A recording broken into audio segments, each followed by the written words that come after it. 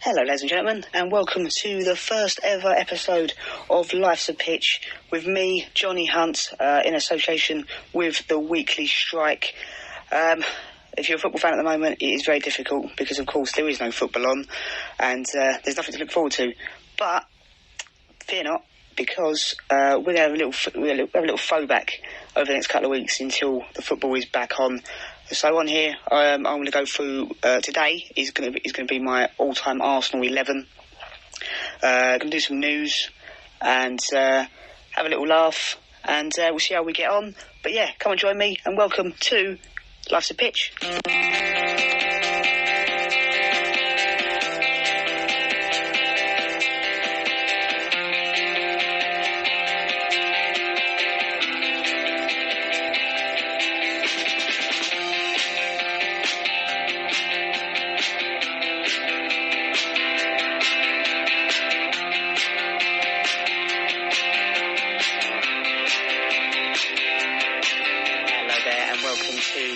First ever episode of Life's a Pitch with me, Johnny Hunt. So, before we do go any further, I'm just going to give you a little feedback of why I have decided to do a football podcast. I'm sure some of you might be aware that I have a page on Facebook and social media called The Weekly Strike, where I kind of haven't done any blogs for a while, really. The page has kind of been dormant for a while, probably because there's been no football on. But I've decided to do a podcast because I used to write a lot of blogs, but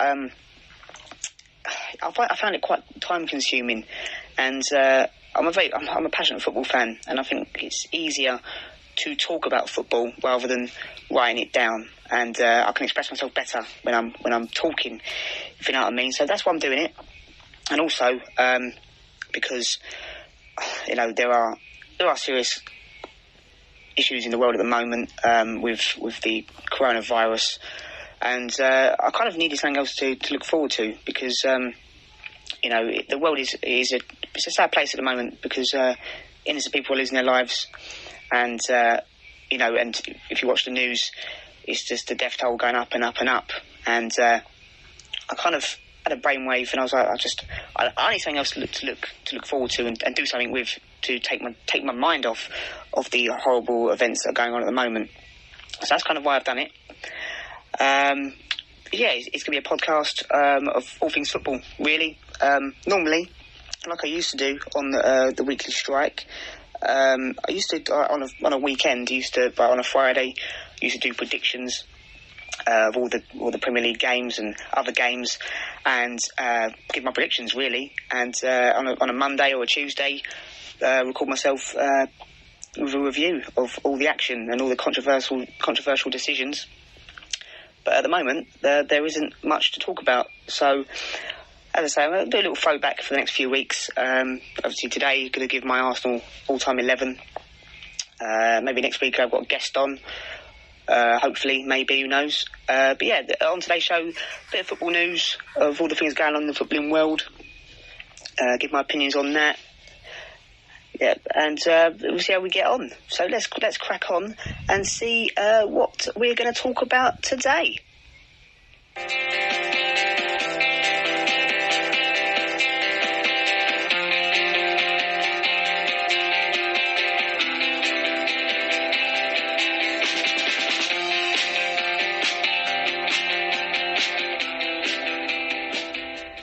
So the first thing we're going to talk about, I'm sure some of you might have seen it in the newspapers and on the news today, that the Bundesliga is potentially going to be returning on the 9th of May. The German FA have signed it off. There are some restrictions. There's only 322 people allowed in the stadium. The players will be tested for symptoms of the coronavirus. The players have also volunteered to wash their own kit, and there will be other hygienic things in place, like players off-pitch sinks and things like that. I don't really know the ins and outs, but yeah, that's something to look forward to, because, as I say, the German people, I say this is not a political podcast, so don't worry about that, but the way the the German government have handled the whole pandemic as, something to aspire to, really, because they've kind of done what they should have done, and now they're hopefully going to turn a corner and have sport back, which is massively important. And this is no way knocking how serious the pandemic is, because innocent people have lost their lives all across the world, and the death toll continues to rise. But I think there are other issues as well. Mental health is massive, and also the economy for other countries as well, like Germany and England. People need to see some sort of plan of what's going to happen, and the German FA have set this thing out, and I'm not sure when it's going to be discussed. It could be tomorrow, it could be next week, I'm not entirely sure. But people need something to look forward to, and I think us over here in England, I think we're definitely a few weeks away from that. But, FC Cologne versus Augsburg, can't wait. I'll never take football seriously ever again after I'll never take football for granted ever again. But yeah, I'll never take football for granted ever again after this. I'll never take Burnley versus Norwich on a Super Sunday for granted ever again. Speaking of Germany, though, there is some transfer news that Timo Werner looks set to join Liverpool for 52 million from RB Leipzig. As if his release clause is met. I believe his contract comes to an end on the 1st of June or something like that. I might be wrong, but yeah, that's be a good signing for Liverpool, because he scores a lot of goals, Timo Werner, and what do you do in the Premier League with players like Salah, Firmino, and Mane around him? If you're a defender in the Premier League, that's the last thing you need, because Liverpool score enough goals as it is. So that would be a very good signing for them. 52 million is the figure, apparently. But as I say, he scores goals, and Liverpool, I don't think they can get much better, to be honest with you.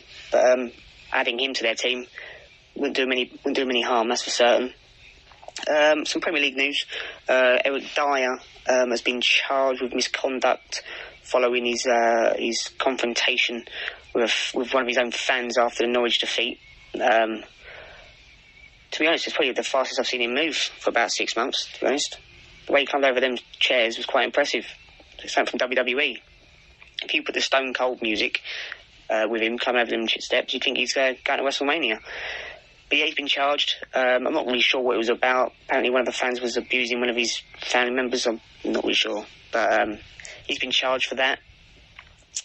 A little bit of news back from my club, Arsenal. David Luiz, Alexandre Lacazette, Nicolas Pepe and Granit Xhaka have been warned after they broke lockdown rules, really. They were doing stuff they weren't supposed to be doing. Lacazette was speaking to a valet, wasn't social distancing. Nicolas Pepe was apparently having a kickabout with friends in North London. David Luiz and Xhaka were doing stuff. They not very smart. Unfortunately, in this day and age, if you're in the public eye and you do things, you're going to be on camera. Unfortunately, that's the way of the world. I don't most of the time agree with what the journalists do. I think they're quite sneaky sometimes, but the rules. Just don't do it. You make yourself look like a bit of a prat. And but they've been warned, and that should be the end of it. I'm sure they'll release some sort of apology on social media at some point. I'm sure they will. I'm sure the club would have gave them a little bit of a rollicking. So the next feature, or the next segment of the show is I'm going to give my all-time Arsenal 11. There are some choices in here that people might not agree with, but some of these players are in there. Maybe some on merit, maybe some just because of personal reasons, and I think they deserve to be in there. That's the truth. So we'll start off in goal, and there's probably at least 2 or 3 that could quite easily be in anyone's all-time Arsenal 11 goalkeeper. But I'm going to go for Jens Lehmann in goal. purely down to the fact it's kind of a personal one for me, but I mean that save against Villarreal in the Champions League semi-final.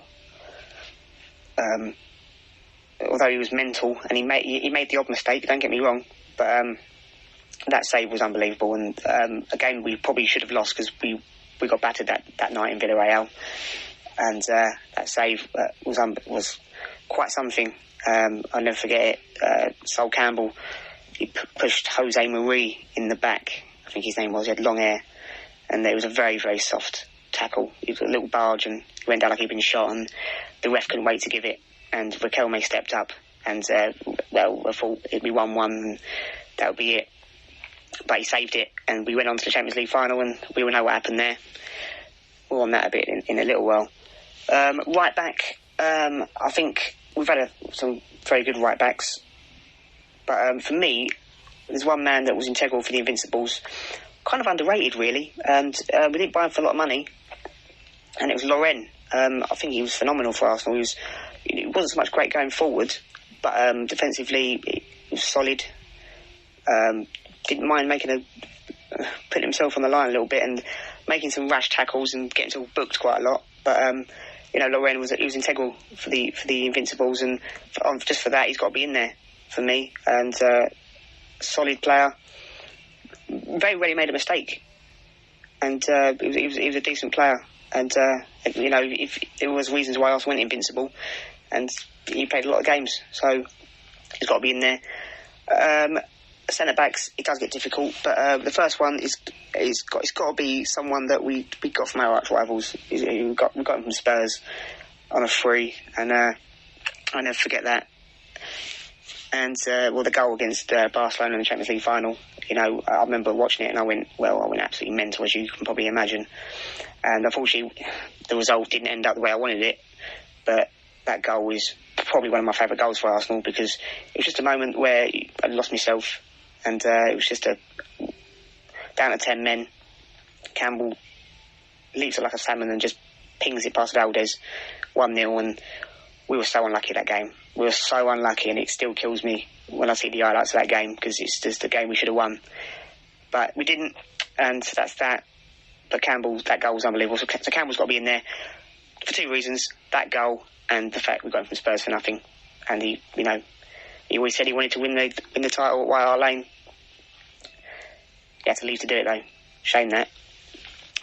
Alongside him, centre-back wise, it's very difficult this, but I'm going to have to say Kolo Toure, because we got him for 157,000 at the time, which is an absolute steal, and he's a great player, Kolo Toure, and he scored some important goals as well, and he was proper solid, and a bit of a lunatic, loved to tackle, but he was a rock at the back, and again, he played a lot of games in that Invincible season, and he's got to be in there for me.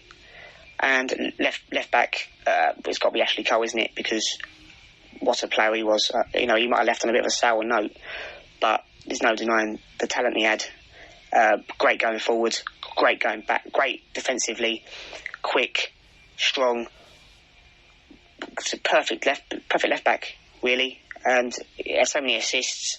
Scored the odd goal as well. Didn't score many, but he did score some goals for Arsenal. But yeah, there's a fairly simple choice for left back. It's got to be Ashley Cole, isn't it? So the back five: Jens Lehmann in goal, right back Lorraine, centre backs Kolo Toure and Sol Campbell, and left back it's got to be Ashley Cole. Midfield, this is where it gets a bit more difficult, or even more difficult. I'm going to go for centre back. I'm going to put Patrick Vieira, just Captain Marvel. If you look at him, probably shouldn't even be a footballer, long and gangly, but loved to tackle, scored some very important goals and some great goals as well. Got himself sent off a few times, but he was always up for a fight, was always there for his teammates. Great player, great captain, and no doubt he's got to be in any Arsenal all-time 11 really. Alongside him, kind of a personal choice, but I just love the way he played, and it's kind of sad he didn't get a chance to say goodbye properly to Arsenal, and it's Santi Cazorla. I think the man had everything. Great on the ball, great pass for the ball, scored some great goals as well. And we all loved him at Arsenal. We absolutely loved him. He's still loved now. So hopefully one day we'll get to see him come back at Arsenal. and then you get a proper goodbye. But what a player. Good to see that he's at Villarreal and he's back in the Spanish team now and doing what he should be doing and scoring goals and assisting and being a top player that he always has been. Wingers, left wing, I'll have to put Robert Pires. What a great player he was. Scored some great goals as well. I mean, the goal against Villa was a different level, wasn't it? And the goals against Liverpool in the FA Cup and the goals against Spurs. Any goal against Spurs is always good. But the D'Artagnan, he had his fair share of injuries as well. I mean, done his ligaments in and come back stronger. Great player. And it was sad to see that on the Champions League final that when he got substituted his last ever game for Arsenal. And that was a shame because, if we had a full-strength team, we might have won that game. But that's a different story. On the other side, got to put him in there somehow. Freddie Ljungberg, Mr. Reliable, just always scored important goals. Great player. We all love him at Arsenal, and when he took over for them 5-6 games when Emery got the sack, there's a feel-good factor back at Arsenal, and he was a massive part of that. And he's respected by everyone at the club because he knows the club inside out, and he's a great player as well. Scored some important goals, especially the goal against Chelsea when we curled it in. Great finish. But yeah, Freddie Ljungberg, marvellous player. Up front, it's two players. I mean, they're both different level, but different class. First one, Dennis Bergkamp. I'm not sure how else you could describe him, really. The Newcastle goal, he flicked it round one way, went the other. Different class. The Leicester hat-trick when he won goal of the month 1, 2 and 3. Just an all-round magnificent player. It's always people go, who's your favourite player for Arsenal? And people all automatically think you're going to say Thierry Henry, and there's nothing wrong with saying Thierry Henry because he was a world-class striker. And if I had just gone to me and say who do I choose, it's a very difficult one. For me, it's just Bergkamp because he's just about. He was just unbelievable player. He's just done stuff with the ball that he was just silky, and what a player. And that's what I can say about him. What a player. And of course up front as well is Thierry Henry, because he was just an animal, a beautiful player as well. He could just take the game by the scruff of the neck, and the goals he scored, I mean, just ridiculous, some of the goals he scored. And he was so quick, and some of the goals he scored, I mean, the goal against Man United when he flicked it over on the volley, that was a great goal. The solo goals against Tottenham when he ran it, and he's now a statue, that's what he's famous for, that goal. The goal against Real Madrid when he mugged off all the Real Madrid defenders and just arrogant as you like, and that game was unbelievable because he was the best player on the pitch by a million miles. Henry, the king, what a player. And him and Bergkamp together were just different class. Imagine them two playing together now, and the goals they'd score, it would be frightening. But yeah, my all-time Arsenal 11 is as follows: Jens Lehmann in goal, Mad Jens. Across the back, right back is Loren. Centre backs, Kolo Touré and Sol Campbell. Left back, Ashley Cole. In midfield, the two centre midfielders, is Patrick Vieira and Super Santi Cazorla. The wingers, Bobby Pires and Freddie Ljungberg. And up front is, of course, Dennis Bergkamp and Thierry Henry. There's pretty much no one else you can have up front, I don't think.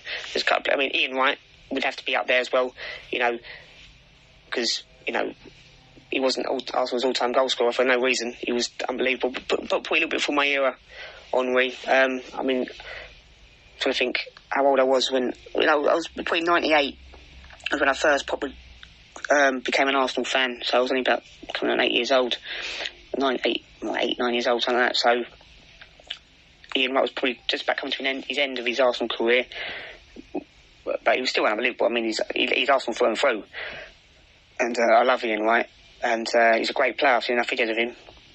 But I think just before, and there are other players that could have quite easily been in this team. I haven't forgotten David Seaman or Tony Adams, Ray Parlour. Love Ray Parlour. He's a great player, massively underrated player. Gilberto Silva could have quite easily been in there. There's Martin Keown. There's so many players that could have been in that team. But it's just my team. It's just my opinion. That's all. If you do disagree, then please do comment. Follow the page on Facebook, The Weekly Strike. It is also on Twitter, Life's a Pitch. I don't really use Twitter that often, but feel free to follow it. You can follow me on Twitter at Johnny_Hunt, I believe. And I'm on Instagram as John Hunt 0512. But yeah, give it a follow. Let us know your comments. And thank you very much. That's my Arsenal 11. That's probably going to be the end of the show. Just a little trial. I know you can't see me, but I'm actually laying on my bed with headphones on, recording it on my phone. So this is interesting. So it doesn't sound very good. It can only get better. But comment, like, subscribe, tell your friends, get involved. And thank you very much for listening. And I'll be back probably next week for the next episode. Stay safe. And look after yourselves. So stay safe. Eat well, drink plenty. And have a good one. Thank you very much.